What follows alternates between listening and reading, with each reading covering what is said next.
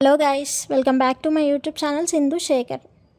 ఈరోజు mutton blood fry ఇంకా బోటి కర్రీ ఎలా చేయాలో చూద్దాం రండి. ఫస్ట్ అయితే బోటీని హాట్ వాటర్లో బాగా ఉడికించి అదంతా లేయర్ మొత్తం బాగా క్లీన్ చేసుకోవాలి. ఇది నేను మొత్తం క్లీన్ చేశాకే చూపిస్తున్నా.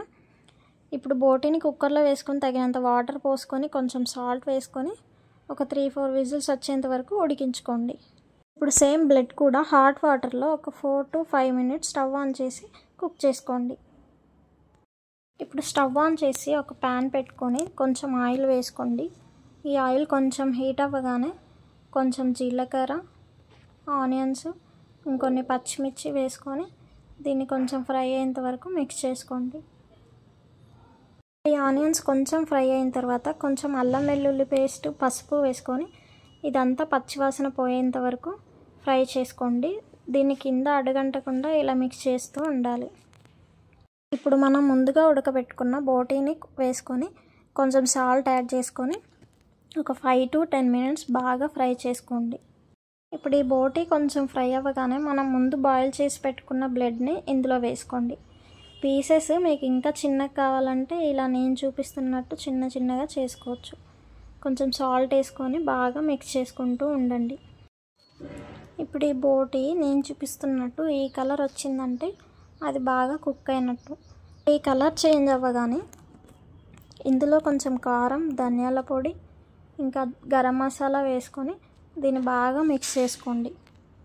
ఇలా మిక్స్ చేసుకొని ఒక 5 మినిట్స్ ఉంచి లాస్ట్లో కొత్తిమీర చల్లుకుంటే మటన్ బ్లడ్ ఫ్రై రెడీ.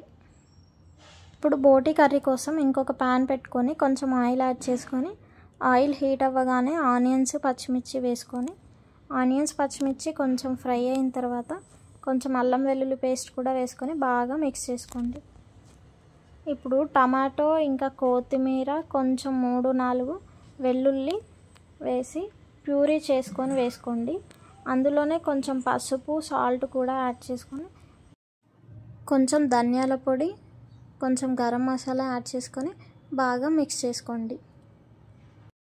ఇప్పుడు టమాటా ప్యూరీ ఈ కన్సిస్టెన్సీ వచ్చాక మనం ముందుగా ఉడకబెట్టుకున్న బోటీ కర్రీని ఇందులో యాడ్ చేసుకొని 10 మినిట్స్ కుక్ అయిన తర్వాత లిడ్ ఓపెన్ చేసి మీకు గ్రేవీ కోసం కావలసినంత వాటర్ని యాడ్ చేసుకోండి. ఇందులో తగినంత కారం యాడ్ చేసుకొని ఒక 5 మినిట్స్ ఉంచుకొని ఫైనల్గా కొత్తిమీర చల్లుకుంటే బోటీ కర్రీ రెడీ.